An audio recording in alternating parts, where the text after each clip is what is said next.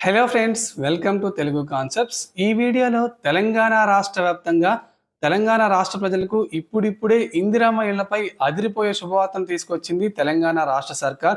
వీరందరికీ ఇందిరమ్మ ఇళ్లకు సంబంధించి ఈ 2 ప్రూఫ్స్ అలాగే ఈ 5 అర్హతల ద్వారా ఏంటంటే ఇల్లు నిర్మించుకునే వారికి తెలంగాణ రాష్ట్ర ప్రభుత్వం 5 లక్షల రూపాయల ఆర్థిక సాయం చేయనుంది. అయితే తాజాగా కొన్ని నిబంధనలు తీసుకొచ్చింది. తెలంగాణ రాష్ట్ర వ్యాప్తంగా ఇందిరమ్మ ఇల్లు నిర్మించుకునే వారికి ఈ నిబంధనలు ఖచ్చితంగా పాటిస్తేనే ఈ 5 లక్షల రూపాయలు మీకు ఖాతాలో అయితే వేస్తారు. ఏంటా 5 నిబంధనలు? దీనికి సంబంధించిన పూర్తి ఇన్ఫర్మేషన్ అయితే చూద్దాం. మీరు తెలంగాణ రాష్ట్రానికి చెందిన వారైనా, ఇందిరమ్మ ఇంటి నిర్మాణం చేసుకుంటున్న వారైనా వెంటనే మన వీడియోని ఒక లైక్ వేసి, వీడియోని ఎక్కడా స్కిప్ చేయకుండా ఎండ్ వరకు చూసి మన ఛానల్ని సబ్స్క్రైబ్ చేసుకోండి. ముందుగా ఇళ్ల స్థలాలు ఉన్నవారికి 4 విడతల్లో 5 లక్షల రూపాయలు ఇవ్వాలని తెలంగాణ ప్రభుత్వం అయితే ప్లాన్ చేసింది. ఇందుకు సంబంధించి కొన్ని నిబంధనలు కూడా ప్రభుత్వం జారీ చేసింది. ఇక తెలంగాణ రాష్ట్ర వ్యాప్తంగా ఎంపిక చేసిన మండలంలో ప్రతి గ్రామంలోని లబ్ధిదారులను గుర్తించే పనిలో అధికారులు అయితే నిమగ్నమయ్యారు. ఇక ఇళ్ల స్థలాలను పరిశీలించే ప్రక్రియలో అధికారులు నిమగ్నమయ్యారు. ఇళ్ల స్థలాల దగ్గరికి వెళ్లి ఇంటిని ఎలా నిర్మించుకోవాలని చెప్పి ప్రజలకు అధికారులు కొన్ని సూచనలు చేస్తారు. ఆ ప్రకారమే లబ్ధిదారులు ఇల్లు నిర్మించుకోవాలి. అలాగే ఇసుక, ఇటుకలు, సిమెంట్ ఇలా ప్రతిదీ ఎలా తెప్పించుకోవాలో అధికారులు సూచిస్తారు. ఇక ఇందిరమ్మ ఇళ్ల యాప్లో నమోదైన స్థలంలో మాత్రమే ఇల్లు కట్టుకోవాలి.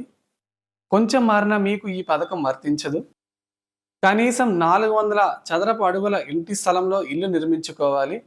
ఇక లబ్ధిదారులు భూమి పూజ చేసిన తరువాత అధికారులు వచ్చి ఫోటో తీసి యాప్లో అప్లోడ్ చేస్తారు. తరువాత జియో ట్యాగింగ్ చేస్తారు. దాంతో భూమి యాప్లో ఆ స్థలం మ్యాప్ ఫిక్స్ అవుతుంది. దాంతో ఎక్కడి నుంచైనా ఆ స్థలం ఎక్కడైనా కనిపెట్ట. ముందుగా ఇంటికి పునాదులు తీసుకోవాలి. ఆ విషయాన్ని ప్రభుత్వ అధికారులకు చెప్తే వారు వచ్చి పరిశీలిస్తారు. వారు వచ్చి చూశాక తొలి విడతగా 1 లక్ష రూపాయలను మనకు బ్యాంక్ అకౌంట్ లో వేస్తారు. ఇక ఇంటి నిర్మాణానికి ఖచ్చితంగా ఇసుక కావాలి.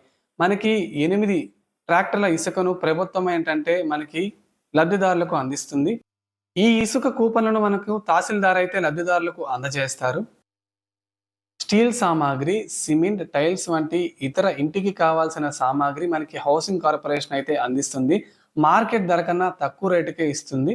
ఇంటి పునాదులు, సగం వరకు గోడలు, కిటికీలు పూర్తయ్యాక ఇంటి పునాదులు, గోడలు, కిటికీలు, తలుపులు పూర్తయ్యాక అధికారులు వచ్చి చూస్తారు. ఆ తర్వాత 2వ దశ డబ్బులు బ్యాంక్ అకౌంట్లో జమ చేస్తారు. ఇలా ఎప్పటికప్పుడు లబ్ధిదారులకు పక్కా ప్లాన్ ప్రకారం ప్రభుత్వం అయితే డబ్బులు ఇస్తుంది. మనకి యాప్లో ప్రతిదీ నమోదు చేస్తారు గనక ఎక్కడైనా అక్రమాలు జరిగినట్టు తెలిస్తే ఇట్టే కనిపెడతారు. తద్వారా బాధ్యులపై కఠిన చర్యలు తీసుకుంటారు. ప్రభుత్వం ముందుగా 71,482 ఇళ్ల నిర్మాణానికి డబ్బులనైతే ఇస్తుంది. ప్రతి నియోజకవర్గానికి సంవత్సరానికి 3,500 చొప్పున 4 లక్షల రూపాయలు ఇళ్ల నిర్మాణానికి అయితే ప్రభుత్వం ఇస్తుంది. ఇక బీఆర్ఎస్ హయాంలో చాలా మంది లబ్ధిదారులు డబుల్ బెడ్రూమ్ ఇళ్లనైతే పొంది ఉన్నారు. ఇళ్ల నిర్మాణానికి డబ్బులు ఇస్తూ మరోవైపు ఇళ్లను కూడా అందిస్తుంది. దీంతో ప్రభుత్వం 2 వైపులా ఏంటంటే లబ్ధిదారులకు అండగా నిలుస్తుంది. సో ఇది ఫ్రెండ్స్, తాజాగా ఇందిరమ్మ ఇళ్లపై ప్రభుత్వం తీసుకొచ్చిన కొన్ని కొత్త మార్గదర్శకాల నిబంధనలు. మీకు ఇందిరమ్మ ఇంటి నిర్మాణానికి డబ్బులు తీసుకున్నారా లేదా, బీఆర్ఎస్ ప్రభుత్వంలో డబుల్ బెడ్రూమ్ ఇల్లు ఉందా అనేది కింద కామెంట్ చేయండి. అలాగే వీడియోని లైక్ చేసి మన ఛానల్ని సపోర్ట్ చేయండి.